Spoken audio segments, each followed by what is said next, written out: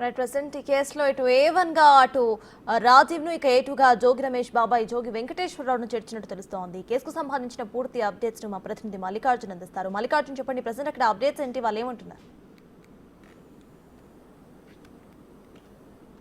సతాస్ ఏదైతే అగ్రిగోల్డ్ భూమికి సంబంధించిన కేసు ఏదైతే సిఐడి నమోదు చేసిందో అందులో కూడా A1 గా ఇటు జోగి రమేష్ బాబాయ్ని వెంకటేశ్వరరావుని చేర్చింది, A2 గా రాజీవ్ని చేర్చడం జరిగింది.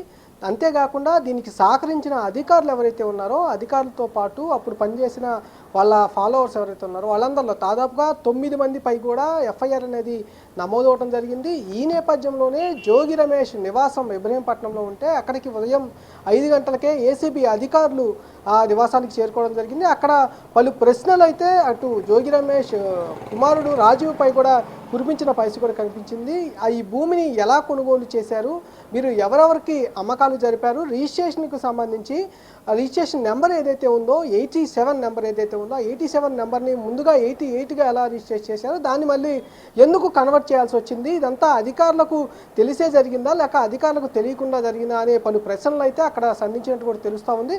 3.5 గంటల విచారణ తర్వాత అక్కడ తనిఖీలు, నివాసంలో పత్రాల కోసం కొన్ని తనిఖీలు కూడా చేసినట్టు కూడా తెలుస్తూ ఉంది. కొన్ని ఆధారాల కోసం ఆ ఆధారాలు కూడా కొన్ని సేకరించినట్టు కూడా తెలుస్తూ ఉంది. వాటితో పాటు ఇటు జోగి రమేష్ కుమారుడు రాజీవ్ను కూడా ఏసీబీ కార్యాలయం గొల్లపూడిలో ఉన్న ఏసీబీ కార్యాలయానికి కూడా తీసుకురావడం జరిగింది. ప్రస్తుతం ఇక్కడ ఏసీబీ కార్యాలయంలో ఆ జోగి రమేష్ కుమారుడు రాజీవ్ పై కూడా మరికొన్ని ప్రశ్నలు అయితే సంధిస్తున్న పరిస్థితి కూడా కనిపిస్తూ ఉంది. ఈ కేసుకు సంబంధించి ఇప్పటికే 3 అధికారులు సస్పెండ్ అవ్వడం జరిగింది. అక్కడున్న డిప్యూటీ తహసీల్దార్ డిఓటీతో పాటు మండల రెవెన్యూ ఎవరైతే సర్వేయర్ ఉన్నారో అతను, దాంతోపాటు గ్రామ రెవెన్యూ అంబాపురం గ్రామ రెవెన్యూ ఎవరైతే చూస్తూ ఉంటారో సర్వేయరు, ఆ సర్వేయర్ ఈ సంబంధించి 3 అధికారులు ఇప్పటికే సస్పెండ్ కూడా చేయడం జరిగింది.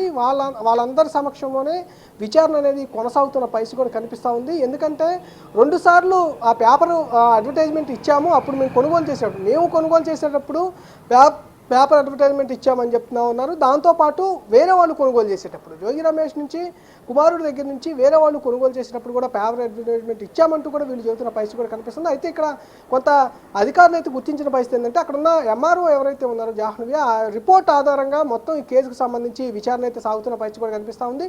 అందులో మార్పులు చేర్పులు చేశారని, ఎందుకంటే రిజిస్ట్రేషన్కి సంబంధించి సర్వే నెంబర్ అనేది ఏదైతే ఉందో అగ్రిగోల్డ్ భూమికి సంబంధించిన సర్వే నెంబర్ 87 అనేది సర్వే నెంబర్ ఉంది. ఆ సర్వే నెంబర్ని మార్చి ఆ భూమిని అటు అమ్మకాలకు కానీ కొనుగోలు కానీ చేసినట్టుగా కూడా ఇప్పుడు ఆరోపణలు పెద్ద ఎత్తున వినిపిస్తూ ఉన్నాయి. దీనిపైనే సిఐడి ఇప్పటికే కేసు నమోదు చేయడం, దాంట్లో ఆ సెక్షన్లో ఏదైతే ఏసీబీకి సంబంధించిన సెక్షన్లు ఏవైతే ఉన్నాయో ఆ సెక్షన్ల మీదనే ఇప్పుడు జోగి రమేష్ కుమారుని అదుపులోకి తీసుకోవడం, అది విచారిస్తున్న పరిస్థితి ఇక్కడ కనిపిస్తూ ఉంది.